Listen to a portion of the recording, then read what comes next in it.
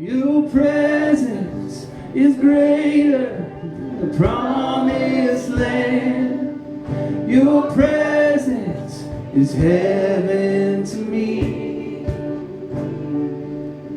Your glory, your goodness, your steady hand. Your presence is all I need. That song is anointed and we need to finish it. I have never in my life thought that it was just about being in the presence of God, and I've always looked for the destination, whether it's camp or a specific event or a relationship or an event. We're always looking to the next thing instead of just being present. Anybody ever travel with a child? Maybe you were the child at one point and said, are we there yet? My wife says every time you ask that, it adds 5 more miles to the trip. That's, her trick. But our kids are pretty smart, and they said no. But the thing is, or they'll be busy playing their video games or their Switches in the car, and my wife's like, we'll be driving through northern Michigan or West Virginia, and she's like, guys, look around. Look at this view. This is not something we get in Northwest Ohio where you can watch your dog run away for 3 days because it's so flat. We don't get that. We need to remember to be present in the moment with Jesus. Cole, thank you for sharing that. I'm glad it came together. Like I said, it's anointed, and you need to finish it. That's all I'm saying. Real quick, could I get 2 staff members that would be willing to go help Kelly get snacks ready tonight? Anybody want to do that for me? Courtney's got it, and Justin's got it. We got it. All right, fantastic. Thanks, guys. So the theme that you may or may not be picking up on with all the lessons, every lessons we've had, right? Whether it's the manna and quail or the sweet water or the sweet bread, it's all sweet. Isn't that cool? But all this stuff, what was the thing that they said? You brought us out here to die, in the desert. And we had all these great things in Egypt. They were slaves, but great things. How many times do we think we live in our current state and God has something better for us? It's like, God, I like this. I like my depression. I like my anxiety. I like my fear because I know it. It's the beast that I know, and I know how to do it, and I know how to handle it. But do we really? And God has so much more in store for us. But I'll tell you something that my mom quoted to our family quite a bit growing up. Do all things without grumbling and complaining. And all these people did. 1 million God's people that were enslaved for 430 years was grumble and complain because the bread wasn't enough, or the quail wasn't enough, or the water wasn't enough. We could have stayed slaves, but you trying to kill us out here in this desert. They said that in literally every story, every chapter that we've read in Exodus. Exodus? That's Acts and Exodus combined. I get it honest. Just ask my mom. In Exodus, right? Now let's look at chapter 17. If you got your Bibles or on your phones, Exodus chapter 17, we're going to start in verse 1. Only a few verses here. I know you guys read a lot of Exodus today, 4 or 5 chapters. We've got a couple chapters tomorrow too. But Exodus 17, water from the rock. We already got the sweet water where they threw a log in the water and it changed it from bitter. I'm guessing it kind of could have been like this well water that's got sulfur in it. Who knows? But it was bitter water, and they threw the thing in it, and God's like, hey, just listen to me, and you won't get sick, and I will take care of you. Just do what I ask you to do. And let me ask you this right now. Has God really asked us to do anything that's super difficult? If you're dating right now, you may think, well, that one thing he asked me to do is kind of difficult not to do. And I get it, right? I've been there. But seriously, be kind. Don't kill people. Honor your mom and dad. Those aren't really, listen, I get road rage like anybody else, but not, anyways. Yeah. But let's be honest. He just says, obey me, and I'll take care of the rest. But instead, we try to do it our way instead of his way, and then everything gets screwed up. Every time. That's all of us, right? I'm not just preaching at you. I'm preaching with you, right? Like, this is me too. So, chapter 17, verse 1. The whole Israelite community, all millions, some of them, set out from the desert of Sin, traveling from place to place as the Lord commanded. They camped at Rephidim, but there was no water there for the public to drink. Or for the people, not public. It was private drinking fountains. For the people to drink. So they quarreled. They're literally fighting with Moses and said, you better give us some water to drink. Moses replied, why do you quarrel with me?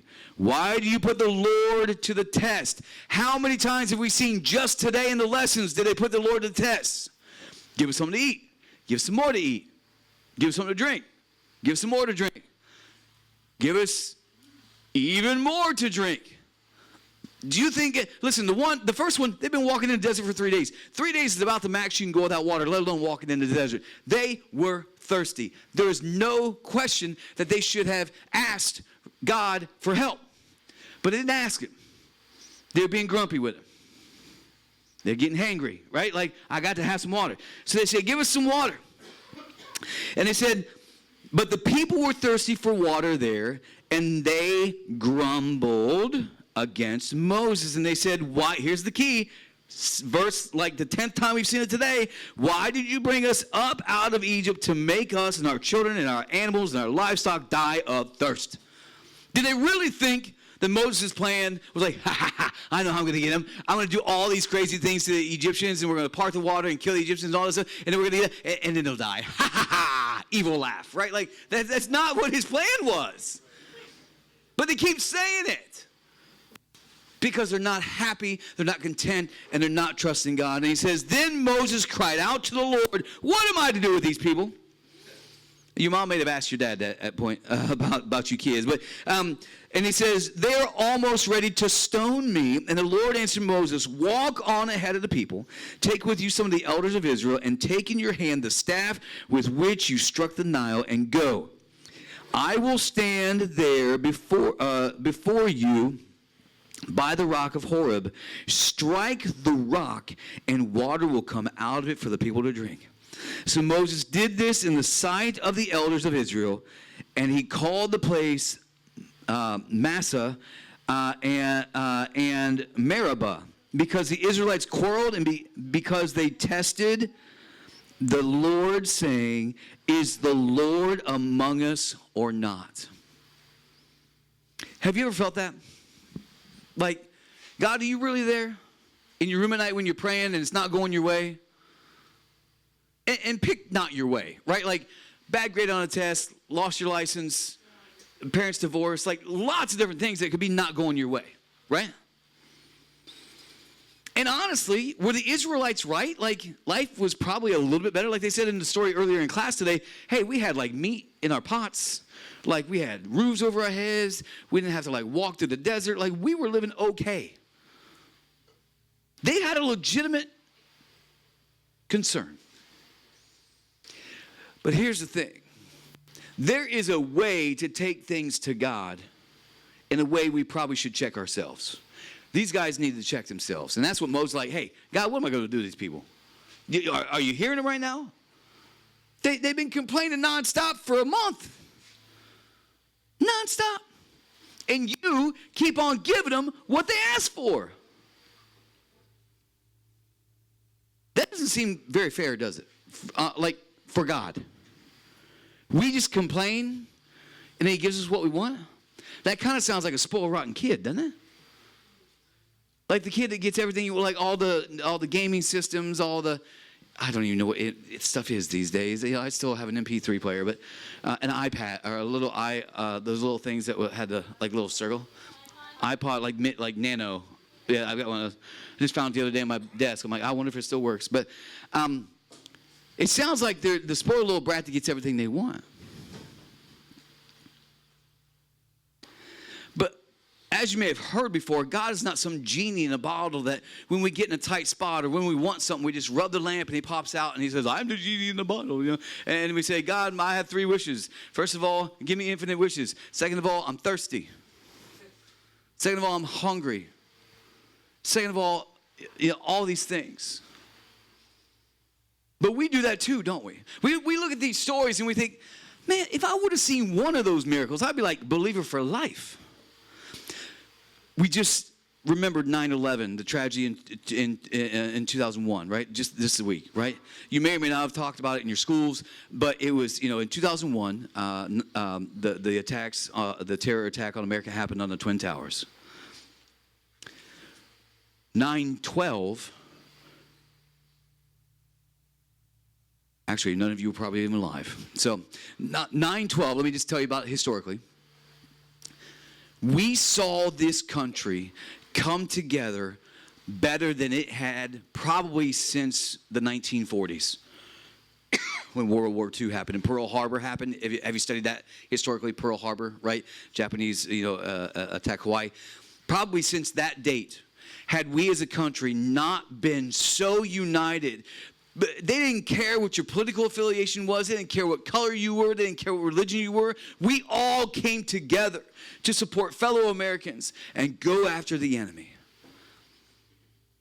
People, including my brother-in-law, enlisted to protect our nation.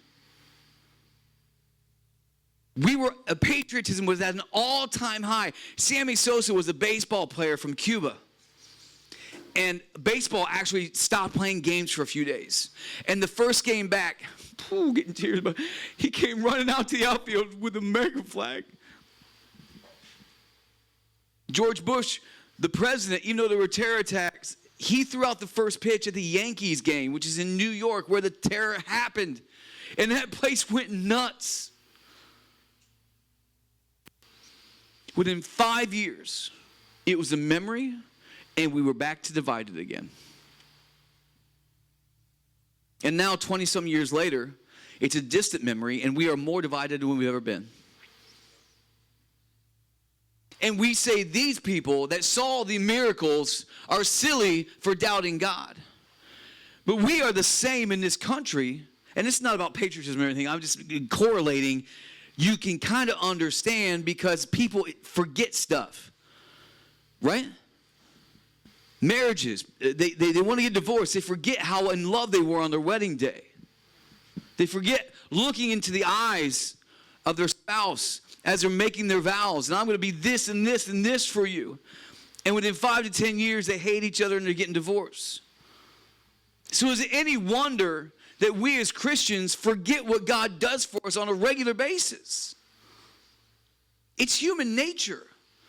We're kind of a Burger King or microwave society where it's like, Burger King's theme is your way, right away. And we want our faith to be like that. We want to say a prayer and we turn around, poof, there it is. Poof, my grandma got cured of cancer. Poof, my parents are back together. Poof, I got my license. I got suspended because I got too many speeding tickets. But that's a real thing. Don't do that. But we want an instantaneous like God. It used to take 45 minutes to an hour to make mashed potatoes because you had to boil the water and then boil the potatoes and then mash them. And now we got this you heat up some water in the microwave for a minute and then stir in these things and then you got mashed potatoes. They ain't that good. But my point is that's what we're used to. God's plan was for this trip to take about a month and it ended up taking 40 years because the people sucked, not because the God sucked. And God still got them there. Right? Had to teach them a little lesson. You ever been grounded? They were kind of grounded for 40 years. Right? That's a long time to be grounded. But they were grounded for 40 years. And Moses, like Cole said, he was the one that was called to lead the people to the promised land. And he didn't even get there because other people suck. Sorry, Mom. She hates that word. But the other people messed up, and Moses had to pay the consequences for it. So keep this in mind. God may not be giving you what you want right now not because of you, but because of others that you're associated with, that are family, that are friends. But God can still get them done. The thing is, earthly choices have earthly consequences. That does not mean that God can't work outside of those. But I love that the lyric. Can you put the lyrics back up, Luna? Can you put the lyrics back up for the Cole song that they just did? Thank you, sweetie. It says, your presence is greater than the promised land. Moses got to experience God's presence on the mountain. And it was so amazing that his face was glowing when he was done. And he put a sack over his head because he was kind of embarrassed because his face is just on fire. Right? It's like, oh, what happened to you, sunburned boy? But his face was glowing because he was in the presence of God. He got to experience that presence even though he didn't get to the promised land. And that presence was better than anything that Canaan had to offer. The milk and honey we talked about, right? Like just whatever that is. It's all about honey and sweetness and milk. But he didn't get to experience that, but he got to experience God. And because he was faithful, not only did he get to experience the presence of God here, he got to then go be with God forever. And that's the ultimate goal, right?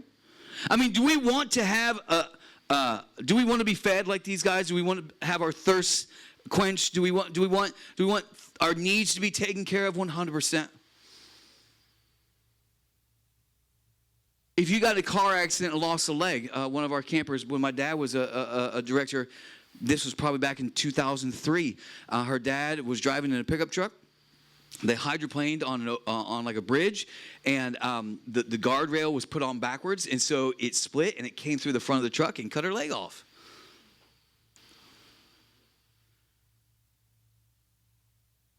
Is God not still a good God, even though that happened? Is he now instantly a bad God because somebody didn't put the thing on right, and then the truck hydroplaned, and it was the perfect shot? You know what the perfect shot would have been? Would have been to kill her, right? Go through in her chest instead of her leg, but it didn't do that. She's alive. She has kids. Our earthly circumstances, our promised land that we think the promised land is. You know, Ohio State won a national championship last year. Michigan the year before that. We're all happy, right? We get it. But like, is that, they call that the promised land, like winning a championship. Is that better than worshiping with 120 of your favorite people and jumping around and singing and raising your hands and getting into it? Now listen, I love Ohio State. I love the championship. I would experience this 100 more times without a championship. I'm telling you that. Because this is the presence of God, not earthly things. They were concerned about earthly things, but that's not God's concern. But let me say this. There is the passage that says he'll take care of the birds of the air and the fish in the sea. And so if that's truth, then he'll take care of you and me. I can write songs too. All right. So, but like, seriously though, like, he takes care of all these animals. He's going to take care of us. The problem is we've got to keep our focus, right? We've got to keep our focus, and that's where it gets a little bit bumpy. Because their focus was, I'm thirsty. I haven't had a drink in 3 days. I've been walking around the desert. Of course you're thirsty. But instead of complaining about it, how about we just take it to God and say, hey, God, could you help us out? He wants to help us out. Another verse in the New Testament says, you don't have because you don't ask. If my kid needs something, or my wife needs something, but they don't ask me for it, and like later they're mad at me, I'm like, why are you mad at me? Well, you didn't do this. Well, I didn't know I was supposed to do that. I'm not a mind reader. Ladies, guys aren't mind readers. We're just not. Never going to be. But like, I'm not a mind reader. If you would just say, hey, could you do this? Could you help me clean the house? I'd love to do that for you. But if you're just walking around angry cleaning the house, you know what I'm saying? Like, you've seen angry cleaning, right? Like, mom, like, stupid kids don't, and the husband, like just so mad about everything. Like, hey, how about we just talk a little bit and we communicate? And that's what God's saying to us. Don't have angry faith because you haven't taken it to God. Don't be mad at God because you're being selfish about what you need and want. God created you. He knows what you need. He knows the desires of your heart. And here's the thing. There's a verse that is misquoted all the time, and it's in Romans. Let me turn there. Romans, I think it's chapter 8. It's misquoted One of the most misquoted verses of all time.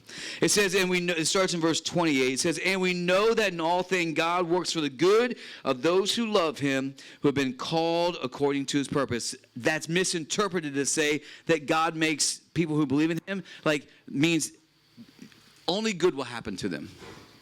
If I believe only good's going to happen to me, that's what the Bible says. False. He says,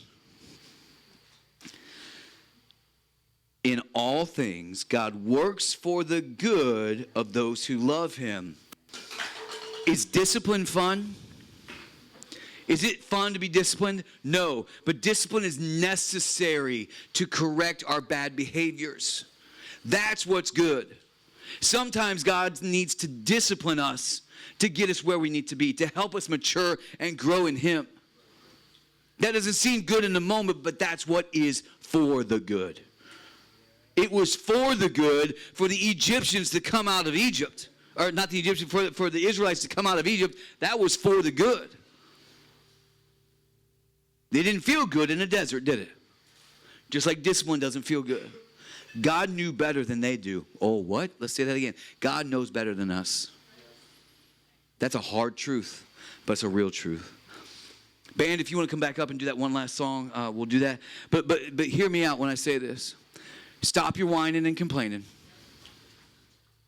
It's not going to do anybody any good. That does not mean stop asking. There's a difference between complaining and asking, isn't there? Right? We've all done it and we've all experienced it. Nobody likes a complainer. Nobody likes to be around somebody who whines all the time and complains and just is negative Nancy or Nate. It can be a guy too, negative Nate. But here's the thing. If somebody legitimately asks you, and here's the thing, at junior week, we've got some CITs there. Every single time I say, hey, could you help out in this way? 100% on it.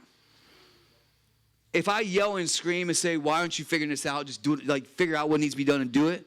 That's a different scenario. Not many times if I've asked people to, just like tonight, hey, can somebody go help? Boom, they're going, right? That's what it's about. That's what God wants us to do. Bring your questions, your petitions to me. Come to me. Let's look at this real quick, and we'll be done. Psalm chapter 46. Psalm chapter 46. It says this. Just like yesterday I said that God put that, come to me, all you who are weary and burdened, and I will give you rest. It says this in Psalm 46, God is our refuge and strength, and ever-present help in trouble. Therefore we will not fear, though the earth give way, and the mountains fall into the heart of the sea, though its waters roar and foam, and the mountains quake with their surging, there is a river whose streams make glad the city of God, the holy place where the Most High dwells. God is within her; she will not fail. God will help her at the break of day.